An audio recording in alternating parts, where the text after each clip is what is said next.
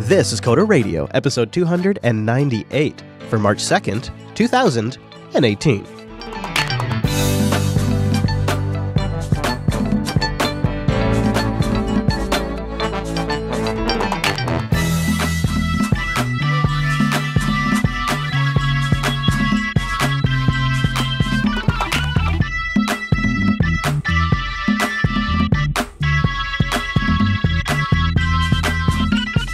Hi, everyone, and welcome to Coder Radio, Jupiter Broadcasting's weekly talk show, taking a pragmatic look at the art and business of software development and its related technologies. This episode is brought to you by our two fine sponsors, DigitalOcean and Linux Academy. I'll tell you more about those great sponsors as this here show goes on. My name is Chris, and joining us, perched in his development tower, fresh back from visiting Uncle Tim, it's our host, Mr. Michael Dominic. Hello, Mike. It's not the Uncle Tim you would think, though. Oh, perhaps we will find out. How are you doing today? Is your internet down on the East Coast? I think it's like a bad day for the East Coast. There is some sort of internet emergency. I've been dealing with outages all day. It's bad. And I can't figure out why. I've heard multiple stories about a Russian botnet run. Yep. It's called Kushner.io. Yep. And some other story about like level 3. I don't know. Yeah. Well, yeah. How are you? How is it on the West Coast? Are you guys okay? Or? Better. Although I couldn't turn my heater on this morning. Well, yeah. So that was a little rough because my lady tube isn't working. She isn't working. Yeah, well, we're having severe outages on the East Coast, starting at about like 6:30 this morning. It's been, yeah. Boy, isn't that? Well, you know that just means it's an internet snow day. Internet snow day. Time to go home. How about a Snowden day? We've had plenty of those.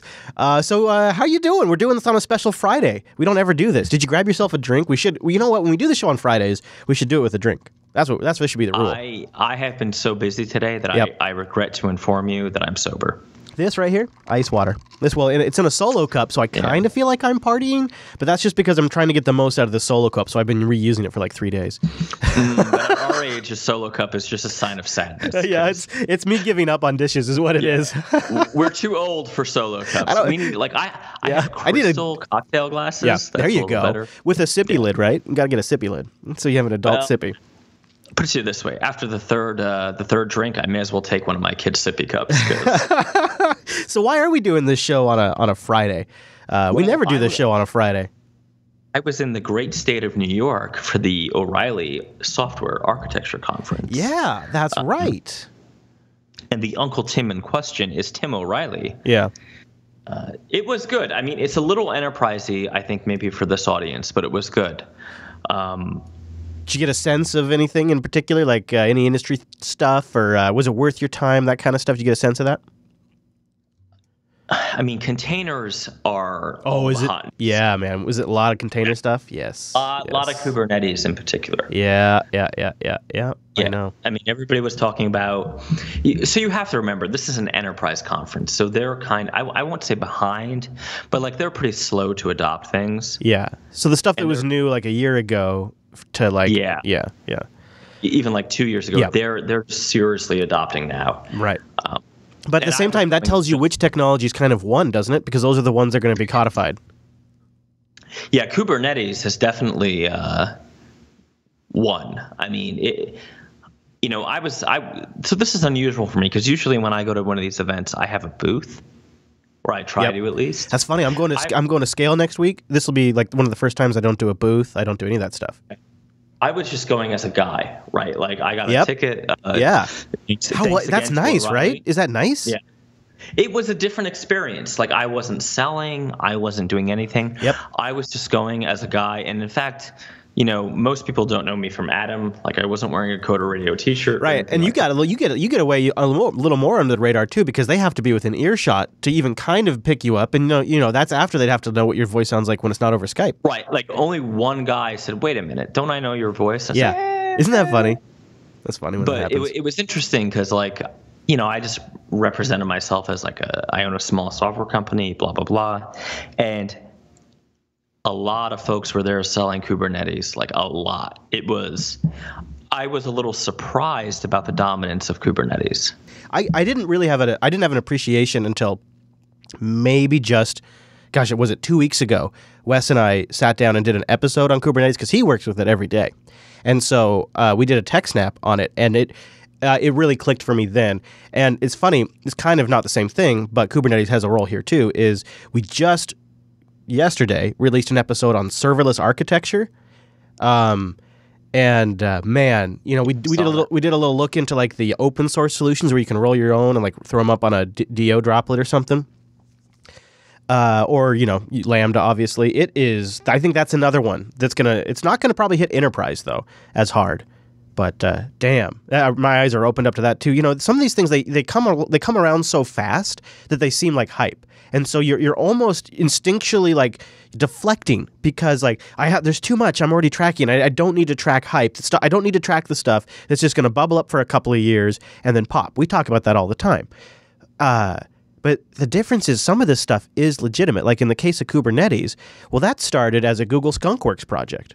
That's where that came from. The logo in Kubernetes is an homage to 7 of 9. It's a board reference from the Google engineers, and you know that's why some of these things. What you realize is their pedigree, their origin story, often will play a big role into how long they can stick around because enterprises buy into that origin story, and they makes it seem more legitimate than some fly by night thing. And so when you do dig in, you realize, oh, this is one that does have some staying power. Yeah. Well, so worth going, worth the travel, worth the hassle, worth possibly getting sick. Would go again? Oh, I would definitely go again. I would say it was worth going. I would say if you are used to dealing with enterprise people and how they think, it's one before I even say that, one thing I would like to backtrack on is going and not having a booth and just going as like a guy is extremely different than having a booth. And in a way, it kind of felt bad, to be honest with you, about some of my former booth sales practices. Oh, really? Because really, like, a lot of these vendors are selling the exact same thing. Yes, like they are. They may gussy it up in different ways. Yeah, or they may have their vertical that they're attempting to address, but it really, because a lot of it's based on the same core tech. Like, you know, if you're a like containerization focused web app development shop for kitchen like restaurants, yeah, and a containerization app web development shop for hotels, you guys are actually in the same business. I understand that you don't want to say that you are, because then like you have to bid against each other and that's hard. But all right, can I take a tangent here? Yeah, I love this. You're preaching it. You are so echoing my experience. All right, this is the business side of the RM business. Yeah. There is no such fucking thing as a niche. That's right. I'm sorry. Yeah, you're full of shit. Oh! If you're an app, and this is a not safe for work episode today. If you says after the fact, spoiler alert. If you're an app developer, you're a fucking app developer. There is no difference. And I know like guys like, I'm not even going to say names, but all these like marketing gurus, and I've been snookered by I've paid for their crap. Like I don't feel bad. I've done it too. But like they're full of shit. They are lying to you. Oh, well, I'm a web developer for doctors. No, buddy. You can say that, and maybe you'll snooker like one or two struggling doctor into buying your WordPress service. But an app developer is an app developer is an app developer. Yeah. And I'm going to say this because I hate them too. Fucking Thoughtbot. Yeah. Yeah, right. Thoughtbot is your competitor. Like, and I actually have a tremendous amount of respect for Thoughtbot. Yeah, but sure. I hate them because no one who would hire Thoughtbot hires me, right? Like, we're just on a different tier. So, if you think you can somehow, like, quote unquote, eliminate your competition, nope, you can't. If you're developing apps or you're developing web apps, you are competing with everybody else who's doing that. So please stop trying. Don't like what? Okay, I'm not going to name the name because it's rude. But I walked up to a booth, Chris, and they're like, "We're web app and application developers for financial enterprises." And I said, "Okay, so what does that mean?" Well, you know, we have an expertise. What's your expertise? Well, they were just developing freaking React apps, but they were trying to say that they had some special expertise in financial services. Mm-hmm. Well, they have some great staff on board that have a lot of experience in the industry. Yeah, no. I mean, they may. I mean, even if they do. Yeah. That's not what matters, right? What matters is, are you the lowest bid? That seems reasonable. And the only reason I'm saying this, and this is not the topic for today, because Chris took his time. He wrote a great show notes up. And I, as usual, have gone rogue. I'm like Snowden. I love it, though. I feel like it doesn't matter. If it doesn't matter. Why. It's great. Go for it. I feel like there are a lot of people who own small shops like I do that listen to this show. And you know what? I get it, right? You're a 3, 4, 5, even 10-man company. Yeah. And you're struggling for revenue. You're struggling for sales. The IRS is so far up your ass that you're singing the national anthem when you wake up. There is no magic bullet to getting more sales. You can't, quote unquote, eliminate your competition. The only move that I've ever found that works is like waving the flag and saying we are US based. Everything, and that only matters if your client doesn't want to hire, Indians or Chinese people, right? And no offense to our foreign listeners, but that is the only tactic that works. And I say works in asterisks because if they're okay with offshoring their work, then you automatically lose. Right? Yes, right. Because you're so much more expensive. You just lose. Yeah. So this idea that, I'm a specialized app developer for pizzerias. Have you ever known a guy who owns a pizzeria? I know people who own pizzerias. They're not bringing home more than $45,000, $50,000 a year. Some of the hardest working people I know are in those industries. Bastards are selling you a pizza for $12, and they're not making that much money. So this whole bullshit story about niching down and getting inside your client's head, and can I be even worse, Chris? Go for it. This is your air. Go for it. I hate salespeople. Yeah, it's rough, man. Except for what about when but sometimes you're a salesperson. But I know what you mean. I follow you. I am at my worst a sales engineer because I don't pretend like we're the only developer who can do this for you. It's like, no, you're hiring us because we're in the United States and theoretically you could sue us if we do a bad job, right? Which is a thing. If you hire a company in Bangalore, for example, and you're in Manhattan, it's really hard to take legal action against them. That is a thing that quote unquote business dudes consider. But it was sickening. And I don't blame these companies for buying boots, and I don't even blame them for what they're doing. But you had app developer A, app developer B, and app developer C, and I'm using app to mean mobile or web app. They all claimed to quote unquote be in a different niche. But let's be honest, guys, we're all opening Xcode and compiling a build the exact same way. You're in competition. Don't claim that you're not. Don't pretend that you are. I'm the app developer of choice for go-go bars, and I'm the app developer of choice for pizzeria, right? And I'm the app developer of choice for school districts and hospitals, whatever. And yeah. Nonsense. Now, I get it. Now, I grant some room for HIPAA compliance specialization and crap like that, but I really follow what you're saying. Is at the end of the day, you're storing your let's say you're doing a medical records application for a hospital. You're writing an application that's probably a web app that writes to a database that lives on a server somewhere. It's the same thing that a point of sale system has. It's the same thing that an accounting office has. It's really the same product. That's good.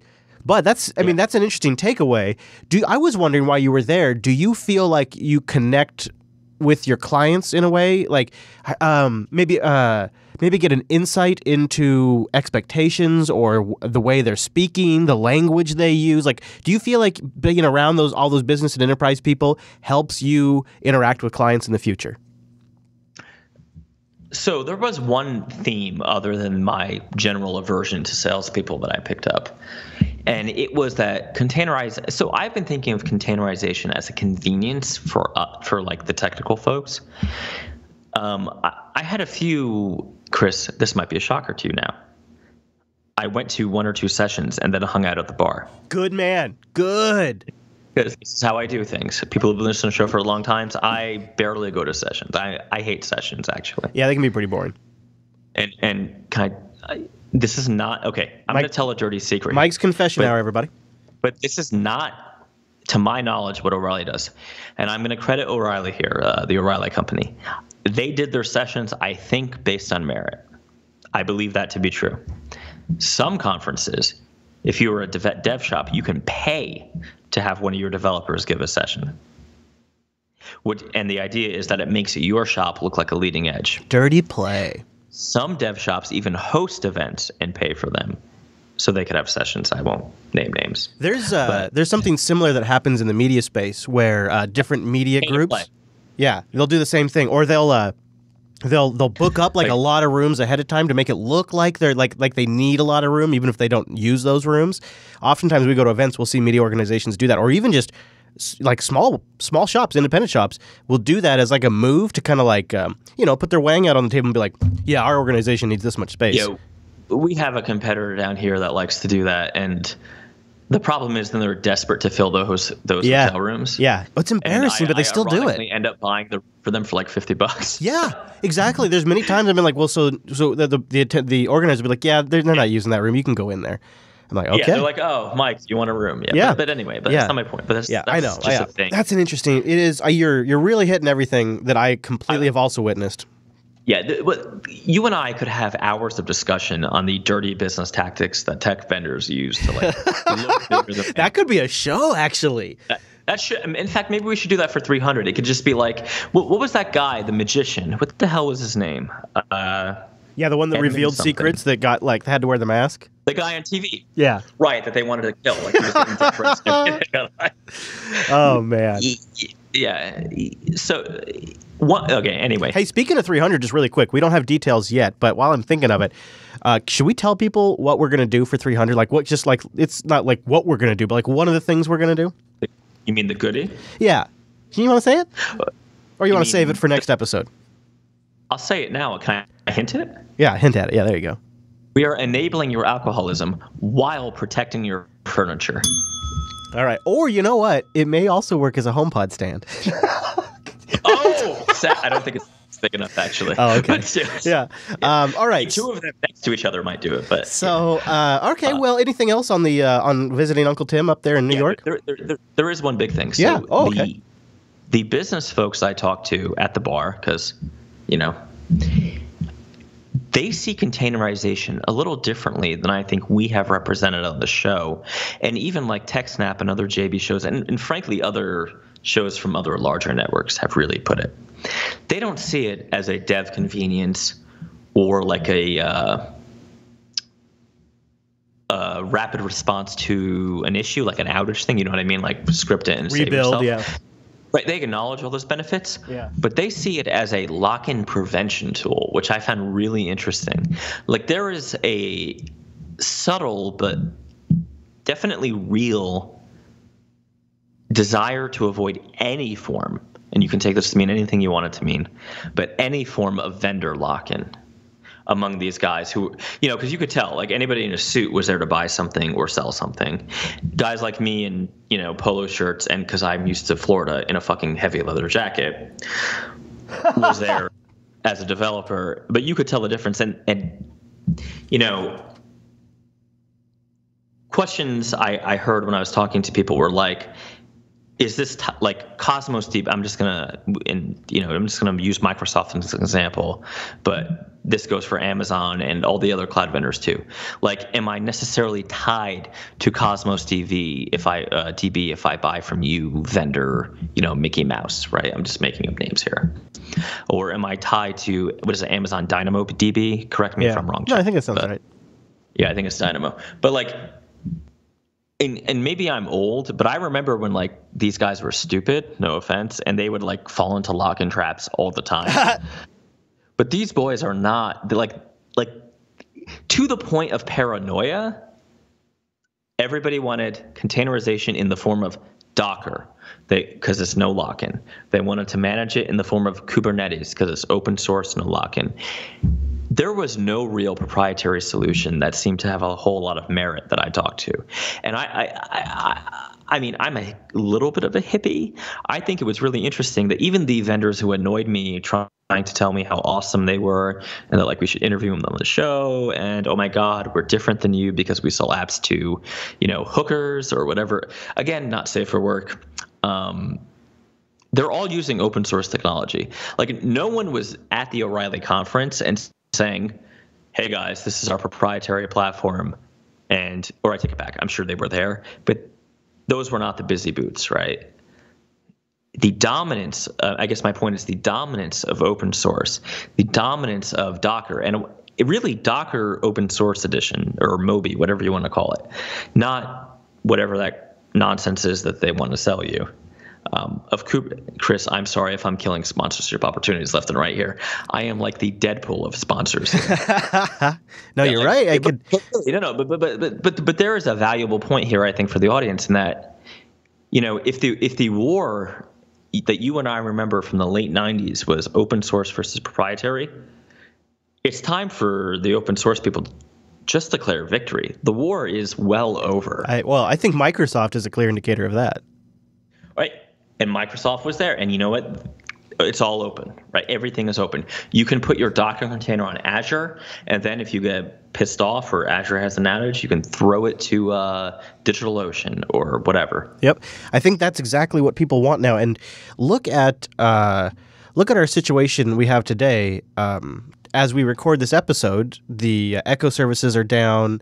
It's not like I couldn't turn my heater on this morning. It's like first world problems, but it shows you that no one's quote unquote cloud is perfect. And so no matter who the vendor is, you really don't want to be locked into anybody. And I guess maybe that's what the masses took from the proprietary versus open source war, like the CTO level masses. Perhaps that's what they took, was avoid lock-in. And I'll also say this, 100% admission here. I pushed no lock-in hard as a sales technique when I was like moving people over to Linux solutions. That was an obvious benefit because I felt like that was a real benefit. No more annual license fees. All right, but let me ask you, because I remember back in the day, for me, I felt like Wallace from Scotland with my face painted blue and white, saying freedom, and people looked at me like I was a psychopath. Yeah, well, they don't care. They don't care if the code's free. They don't care about humanity, but they care about their own arse. And right now, they care about platform lock-in, at least. That makes sense. I mean, think about that from a financial well-being standpoint. Lock-in affects the bottom line when the infrastructure that you depend on is no longer reliable or no longer serviceable or becomes prohibitively expensive. That affects the bottom line. If Richard Stallman's happy or not does not affect my bottom line. And if I'm a large enterprise company, it would be considered irresponsible to think anyway else. It's only us small businesses that can even give. I believe, this is my obvious biased opinion, but I think it's really only us small businesses that can kind of, and maybe I should put that as private businesses, maybe it's only private businesses here in the States that have the luxury to even consider moral things like if source code's licensed. And unless you build a whole business around that like Red Hat does, it's irresponsible to be talking that way. You know what? You and I know you're trying to trigger me. Who, me? Is that something I do? Well, shall we talk about Swift for 5 minutes? This is what happens when I do an episode for 300 weeks with somebody. Is they learn my techniques. your dirty tactics. Yeah, and I was a listener along before, so I know how you are. But all right, I need 5 minutes, and this is Rikai. I apologize. So let's talk about quarterly capitalism for a moment, and why private companies are better than public companies. Oh, it's one of these episodes. It's one of the. Pour another one, everybody. It's one of the I like Mike or Ike episodes. So a thing that Chris and I can do, because we are private businesses, and say, you know what, this awful thing, let's call it murdering children. Just for, let's pretend Chris and I are Anakin Skywalker for a moment. Chris, oh boy, you're hating Christensen. Congratulations. All right. You know what? I do have great hair. You do have fabulous hair. And the beard isn't too bad when you have it. Sometimes you don't, though. You're tricky like that. Also, I'm going to get a wicked suit later on, so... We could, kill children to make money. God.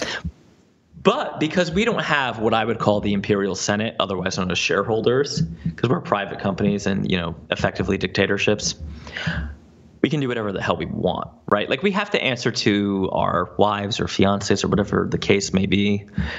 But other than that, we can really do whatever we want, right?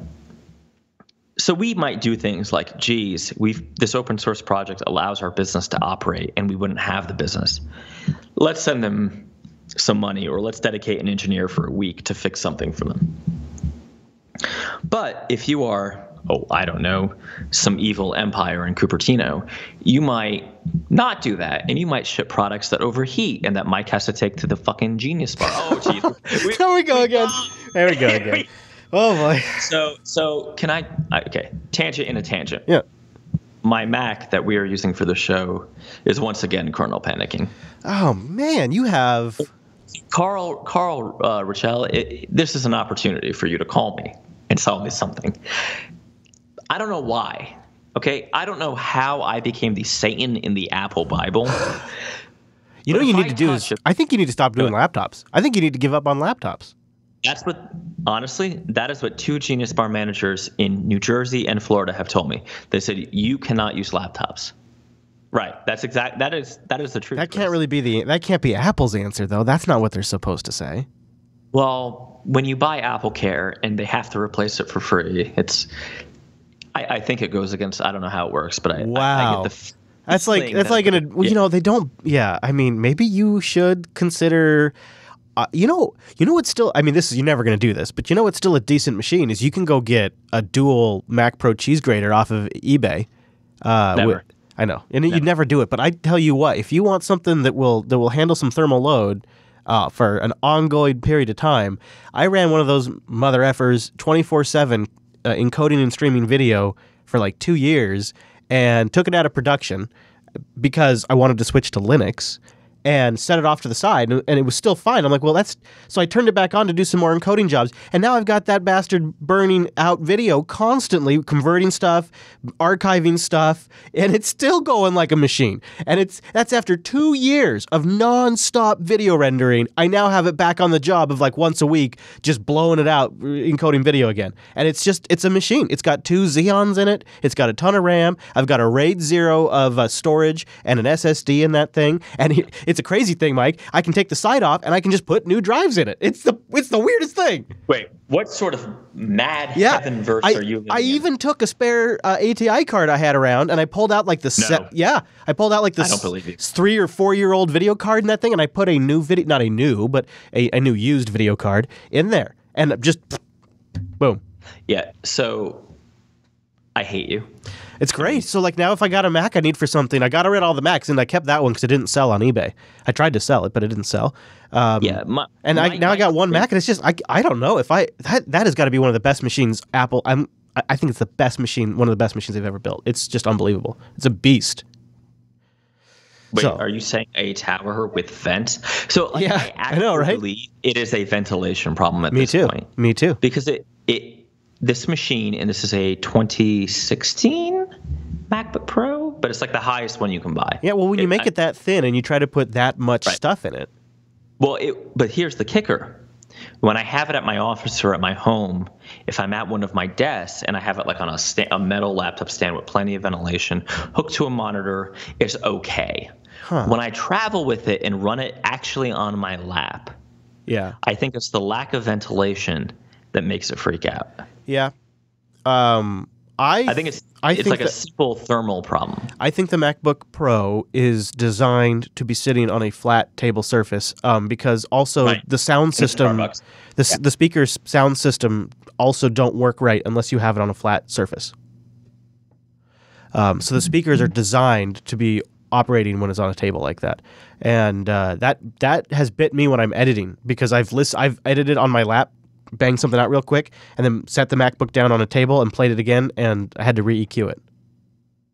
So I was in a dilemma. Can I just take another tangent? This is going to be a bad show, but I'm sorry. Well, you know what? Hold your thought. Let me do a plug, and then we'll just keep going. DigitalOcean.com, because guess what? Here's why I should stop you right there. They're giving us $100 credit. You know, we've talked about DigitalOcean for a long time. It's simplicity at scale. You go over to DigitalOcean, you create an account, and you use our promo code CODERDIGITAL, and you'll get $100 credit right now. In fact, to make sure you get it, go to do.co/coder.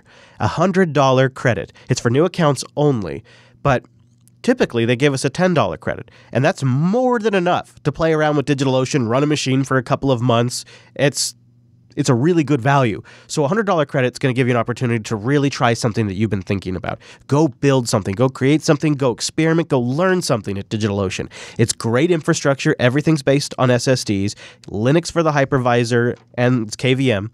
And then they have 8 data centers around the world, 40 gigabit connections coming into the hypervisors. Okay, that's into each one. I mean, that's nuts. They have private networking that you can use for like a front end and a back end setup, and there's no counting against your transfer rate when you use private networking. You can add storage as you need it, block storage, or they also have object storage, and they've introduced some new plans. And I think this is why the $100 credit's coming up, because first of all, the standard plans, like the one I love, the 3 cents an hour, has just gotten better. They've added more RAM, more storage. All the plans were just upgraded. And if you are an existing DigitalOcean customer, you can go update your system. If you go log in, they'll tell you how. And they've launched new flexible droplets, which you can mix and match resources that are most appropriate for your application. It's brilliant. That's great. And then if you really want to play around with that $100 credit, they have CPU-optimized droplets. Now, these things are leader of the pack fast. This is really good stuff. And if you're trying to get into something that needs a lot of CPU, they also have really high memory systems. Why not take advantage of that $100 credit? DigitalOcean.com or go to do.co/coder. That way you get it. You should be able to create the account, apply Coder Digital, and get it still. But just to make sure, do.co/coder. This is a limited time, so we're recording this in February of 2018, and this will not be a forever thing. This is probably a only few more days thing, maybe a week at most. I'm not sure. Try it because I think they're kind of just checking to see what the adoption is. And so it's a limited time thing. And the $100 credit only, I think once you apply it, lasts for 60 days. So those are the catches. But this is such an amazing opportunity that I just really encourage you to go over there. So you've heard us talk about them. Mike and I use DigitalOcean for everything we do. Tesla uses them for their website. I mean, Slack, lots of companies use DigitalOcean. Lots of open source projects host with DigitalOcean. It's a great service. And now with $100 credit, man, if I was getting into this stuff with something like that by just listening to a podcast, oh man, that would blow my mind. DigitalOcean, go to do.co/coder. And a big thank you to DigitalOcean for sponsoring the Coder Radio program. Boy, that is a great deal. All right, Mike, I had to get that out there because that's phenomenal. But we continue on now into Mike's thoughts after traveling to New York, visiting Uncle Tim, and coming back. Okay, so I'm on the airplane going down to New York. Yeah. Or up to New York, rather. Sure. And Newark is really Newark in this case because that's where I landed. So Newark, New Jersey. Okay. Now, I have 2 machines on me because, every good cowboy has 2 guns. Jeez, dude. My 15-inch MacBook Pro and my 13-inch Galago Pro. In the same bag? So it's like a 35-pound bag you're lugging around? Let me tell you, the TSA loved it. They were quite happy. So, because it's not just the laptops, then that means you've got the power adapters. You've probably got a mouse in there. I got lots of stuff on my back. They're like, sir, open your bag. Why are you doing this to yourself? That's crazy. That's crazy. I'm a little lonely, and the extra attention at TSA is nice. Oh my gosh, man, that is bad. I've been there. That's why I know, because I did that for many years too. They don't. Fun fact: if you have enough cables in your bag, they sort of think you're carrying a bomb, and you basically guarantee them opening your bag and stopping you, right? So I had both laptops, and now the 15-inch MacBook Pro has a problem in that I can't open it on the airplane because I'm fat, basically. Oh, there's like no clearance. I literally can't open it, right? I'm on Southwest, so if you've flown Southwest, you know how the tray table to the seat, whatever, you just can't do it. You're not taking like the Paul Manafort seating section? What is the Paul Manafort? First class. So Southwest doesn't have first class either. Oh, okay, yeah. I'm not a big flyer, but I've only flown first class once, and it is a lot more room. So you and listeners know I fly all the time, right? I'm Southwest's best customer, I think. I opened my Galago Pro because it's 13 inches rather than 15, and it works. But that damn fan got me again. No, it's back. The 2 next to me, who I am 99% sure was the air marshal, who, if you're outside of the United States, is an undercover cop who's got a gun. Tase you. Yeah, right. He's going to put a bullet in the back of your head if he thinks you're. What's wrong with your computer, sir? Nothing. No. Why is it making that? So I closed that right up. Yeah, I guess it's not working today. That is so awkward. And this is the choice I had basically all week. Oh my gosh. MacBook Pro that overheats and is too big. I have a Galago that does not overheat, but sounds like I'm committing an act of domestic terrorism. This is the worst. Well, but think about the places I was: airports, airplanes, Penn Station. Like, I'm almost having an anxiety attack just thinking about like this 35, 45 pound. Oh my God. If you haven't been to Penn Station in a while, they are paying attention now. A laptop that sounds like it's about to take off is a good way to draw a lot of negative attention. So you had to have the MacBook for Xcode and application signing, right? And then no, not really. Not this time. I am trying to, because you know what, I would love to be on 100% Linux workflow, but I recently decided that it wasn't possible, and I said, let me go a week without a Mac, but I'm going to bring it with me in case. Wait! Hold on. What the hell? You're waffling again? Like you just decided? No, I just gotta run the Mac for a while because of these requirements. So let me go without the Mac for a week? Well, this is like one more fling before you settle in. Okay, well, if you want to put it that way, I'm freaking Don Juan over here. I'm just, I mean, what are you doing to yourself? Why are, like, oh my gosh. Here is the problem. I know in my little black heart that I need a desktop. Yes. That desktop can't be an iMac Pro. I mean, what? It would hurt. It would be psychologically damaging. I agree, actually. That I do completely understand that. I can never upgrade it, and really, it's a line too far. That's why I was gutted when I had to buy the MacBook Pro Touch Bar when the speakers went out on my 2013, which I've been able to get fixed now. I took it in and they fixed it, but at the time it was they said no. But I was gutted because I couldn't. That was too much of a compromise. It's too thin. 16 gigs of RAM. I was morally opposed to a machine that was that limited because I know they can do better. Right. And I know because I was there that not that I'm like super religious to any one vendor, but like System 76 has a tower coming out in 2018 that is something I would want. But what are you doing to yourself here? If you've got to have Xcode and you've got to cryptographically sign these binaries, like what are you doing to yourself? Have you never met a masochist? I mean, like, if I was going to put on my Marco hat here, you just buy the iMac Pro, bite the bullet, and not have any of these frustrations anymore. Take a tablet on the plane. Right. The Marco hat is, Mike, I can solve all your problems. It's $8,000. Yeah. You buy the mid-tier iMac Pro, which is like $7,000, and you spend another $1,000 on a MacBook, the 12-inch little one for travel. Yeah, okay. Or just an iPad Pro. Right, and then you remote desktop into the iMac Pro when you're traveling, right? Like that is an answer to this problem. The problem with that is the iMac Pro can never be upgraded, and it's a 27-inch all-in-one. Yeah, it's so overkill. It's so overkill that, like, what do you care if it can't be upgraded? It's ridiculous. Here's what I care. Okay, here's what I care about. What if there's a dead pixel? Because I'm an OCD bastard about this kind of thing. Yeah, I mean that happens.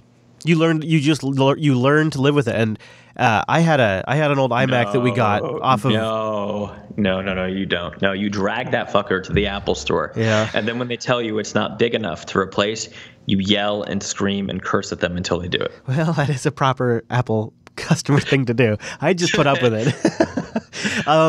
Never. I mean, I know that's a lot of what ifs, but I can tell you, lugging around, and I'm 35 pounds. I'm probably being generous here, so I'm just saying, like, I know that's a real thing. Carrying 2 laptops on a plane, and one of them has a crazy fan, and one of them overheats constantly. That is real. You could get a MacBook One just with the one stupid USB port for your travel needs, and have an iMac Pro at home, and like an $8,000 Mac Pro, and never worry about this again.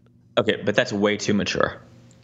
I mean, I do understand from like a moral standpoint, and also the fact that you want to get the whole workflow on Linux because that's a platform that is less drug around, so you can. So there's another standpoint in that buying an iMac Pro for me or a Mac Pro is a one-time capital expenditure, right? That I can't really amortize at all. Yeah. Because I'd have to pay for it in cash because Apple would never finance it. So. And if you were really going to try to pay for that with like a client gig or something, that would just eat all of your profit. I mean, it's just ridiculous. That was absorb probably the profit and then some, right? Yeah. It would be a loss. Yeah. Yeah. Yeah, but what is your situation right now? It's almost unworkable. I would say it's a little slapdash, yes. Woo. I mean, so maybe the Galgo Pro fan thing can be fixed yet. Maybe there's something they can do for that. I mean, I think the problem is I run too many VMs and I need a tower. I think that's actually that is actually the thing, and I'm trying to shoehorn this into a laptop. Yeah, you know what's crazy is for like $900, maybe just say $1,200, you could have a totally top of the line custom built PC tower. Like I've got a 6-core i7 upstairs. With a GTX like 1050 or 60, I don't even know. And it's got, NVMe drives and a couple SSDs and a couple of big hard drives in it for larger storage.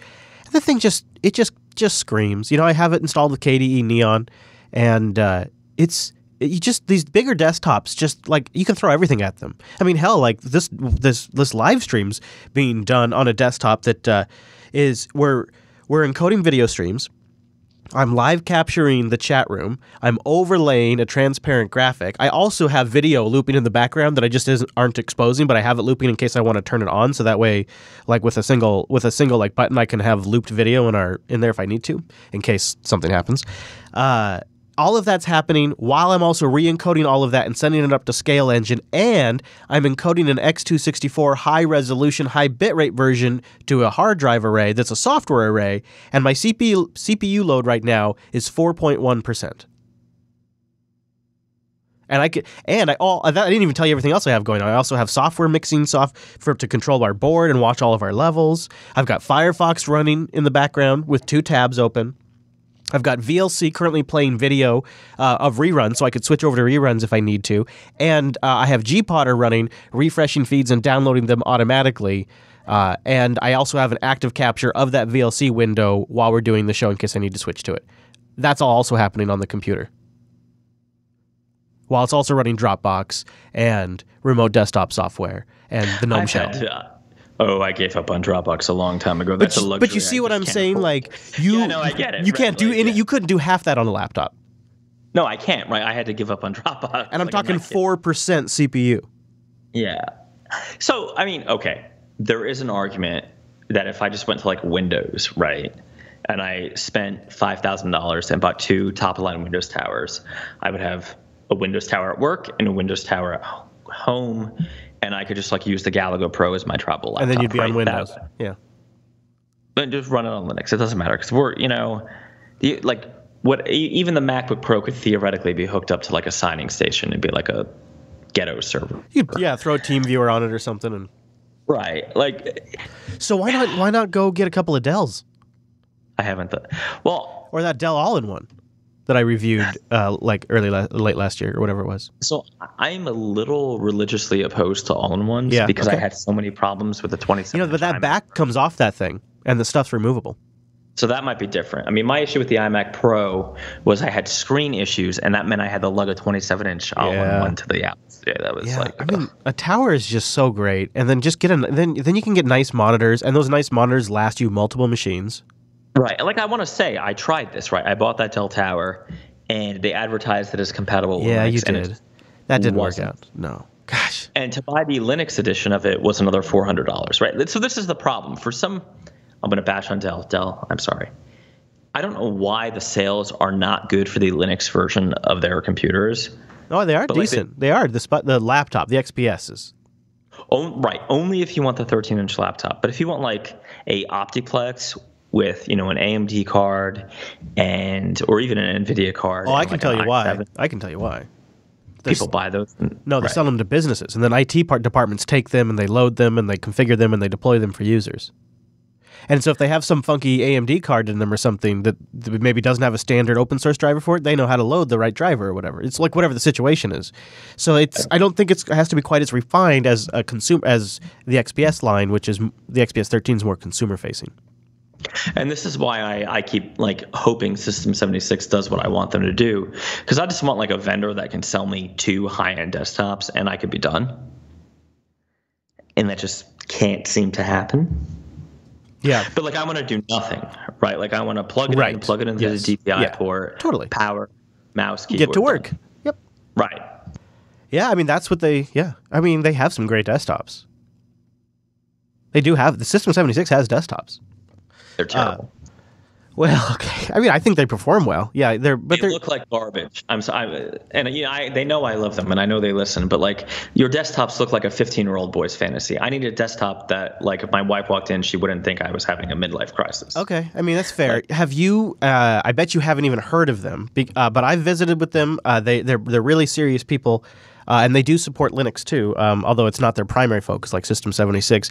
Puget Systems, PugetSystems.com. Not familiar, no. No, you're not. But I have been to their factory. I have watched how they build PCs. They build them in-house here in Seattle, in the Seattle area, and they do an extensive amount of like thermal testing before they ship it to you. They have a thermal camera that they map these things with. I mean, they're just a no-nonsense PC builder, and I wish they were better known. Honestly, I wish they'd advertise with us because they need to be better known. And I've seen who they advertise with, and they don't get the word out there. Like they have this, they have the system that you'd probably really like because it's the one I want. The Serenity Professional. So they have different lines, and the Serenity line is all about super high performance tower, but silent. And they have special sound insulation on it. They have filters on the fans, and the cases they use are very minimal. But they are very high-end workhorse cases. They're the ones I bought for the studio for the PCs that we built, and they're a newer version of them, and they're great cases. And then for the Serenity line, they sound insulate them. I'm going to put a link to this in the show notes because so the price is, okay. So here's an example for a 6-core 4.3 gigahertz system with only 16 gigs of RAM, but it does have a GTX 1080. It has a 500 gig SSD. It has the great case, all the silencing treatment, which is extensive. I mean, I'd say I think the silencing treatment is probably worth $1,000. I mean, it's really extensive. I've seen how they do it. Then they also focus, after all of that silencing treatment, on really good cooling. So it has great cooling. It comes with Windows 10 Pro, and it's $3,200. So it's not super cheap. But it is, and the kind of case that it is, it's like one of those where you could slot 1, 2, 3, 4, 5, 6, 7, 8, 9 additional drives into it if you want. And if you're looking at the video version right here, you'll see they have this special acrylic mounted silent fan that's pointed directly at the GPU. This is based on some of the thermal testing they've done. And then up in here, they have special thermal dampening. They have up here acrylic channeling to channel air. I mean, these guys are really serious about how they custom build their PCs. And they also have cheaper systems. But if I was going to buy a professional workstation, the Serenity Pro, whew. Now, you don't have to get it with Windows 10 either. You can get it. You can get it without Windows 10 if you want, or you can ask them to have one that they will custom support with Linux. They do all that stuff. So yeah, or you can just custom build a system completely through their like online thingy, and then they'll ship it to you. They have a whole bunch of different. Or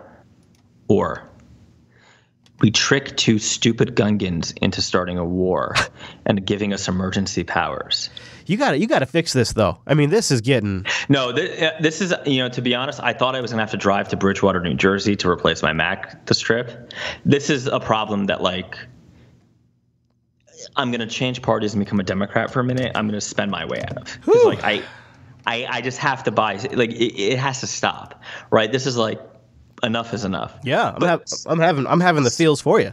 So all right, if you are a workstation vendor and you would like to sell me a Linux machine that can dual boot Windows, but like, let me tell you, my tolerance is I'm changing the desktop background because you guys have no taste, and I am installing my toolchain. I am doing nothing, not a fucking thing. And if your extension's a GNOME crash, I'm returning it.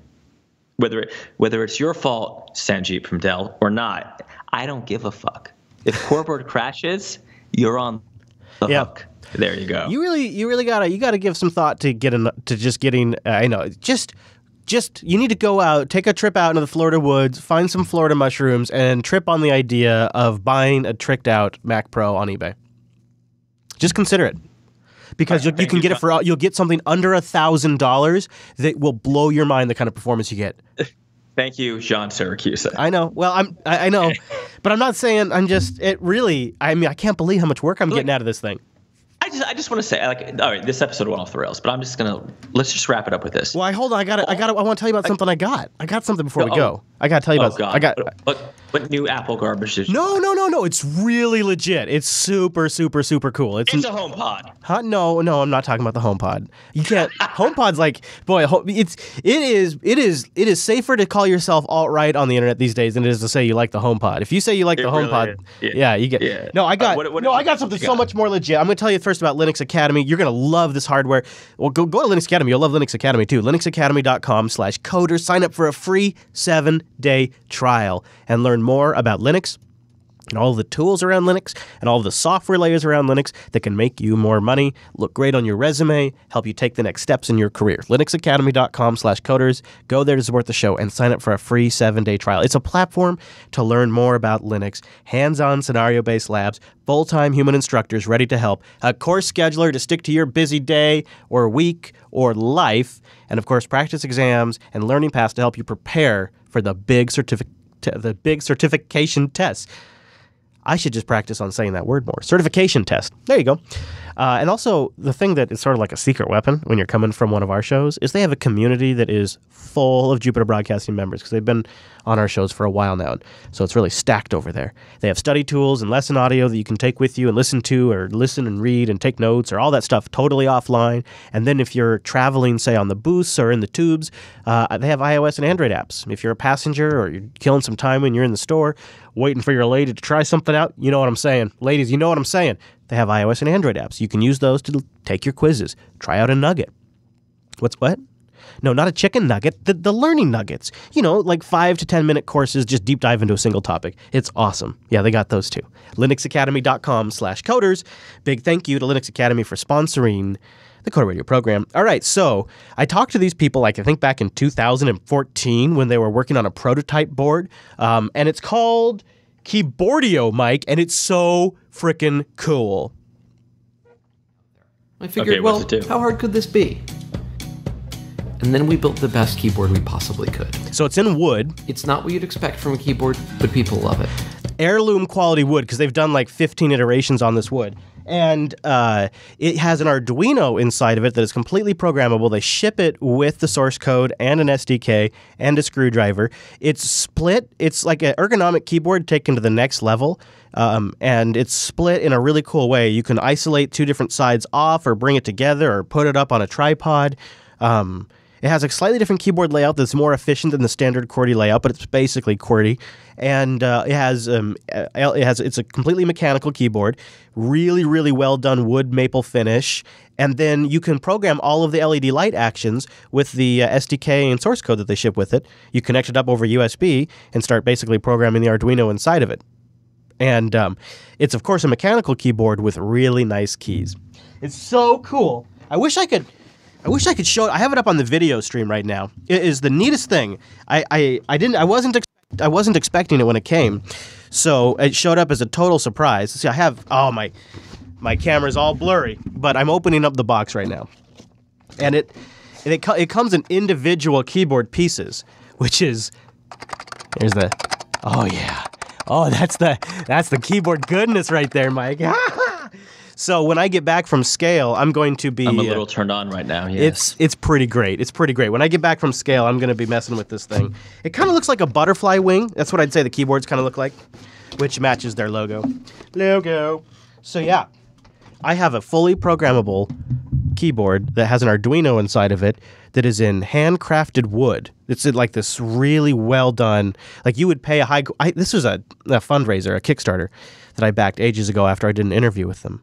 And the Model 01 has finally shipped, and I'm really excited about it. So I might tell you more about it because they also shipped it with a laminated cheat sheet on how to use the more efficient keyboard. But I've been having more RSI issues this week because I've been doing a lot of editing recently. And so hoping something like this really makes a difference. Keyboardio, Mike. You ever seen something like that? That's the coolest keyboard. I think I'm gonna install it here in the studio. That's pretty sexy, actually. Thank you. I'm impressed. It's a much higher caliber than your normal purchase. Yeah, I thank you. I thought you'd be impressed with my geekiness. After I talked to the couple behind this project, they were really passionate about the feel of the keys, and they really nerded out about the wood finish and all of that. And then the fact that it ships with source code and a screwdriver. kind of made it felt perfect. So I'm going to do a little deep dive on that at some point. But Mr. Dominic, is there anything else we want to cover this week? I don't know what the hell happened. I'm going to save the stuff in the doc. We're good. We're well off track. That's normal. We're going to be, I'll be on the road next week. I'll be at Scale. So if you're down in Pasadena, California, come say hi. I'll be recording from the road. So if things are weird or something like that, blame me. So we have more coming. So check the calendar, jupiterbroadcasting.com/calendar. Why don't you point people somewhere, Mike? Tell them where to go get more of you or whatever you want to tease or plug or whatever the hell. You know what? I've done a lot of bad things up north. Just go to St. Jude's Children's Hospital and donate $1. That's probably a good idea. I have to repent for burping into the microphone. I was just trying to set you up, but I apologize for that. So I'd say, because I did that, where can we send people? I tell you what, go to bsdnow.tv. go to bsdnow.tv and watch them. Go anywhere but to BSD Now. I don't care. All right, everybody. Thanks so much for joining us. Check our calendar at jupiterbroadcasting.com/calendar for live times, and go subscribe to the show so you just get it whenever we do it after the fact, and you don't got to worry about it if we do it on a Friday or something weird like that. And last but not least, you can hang out in our subreddit, coderradio.reddit.com. Thanks so much for being here. We'll see you next week.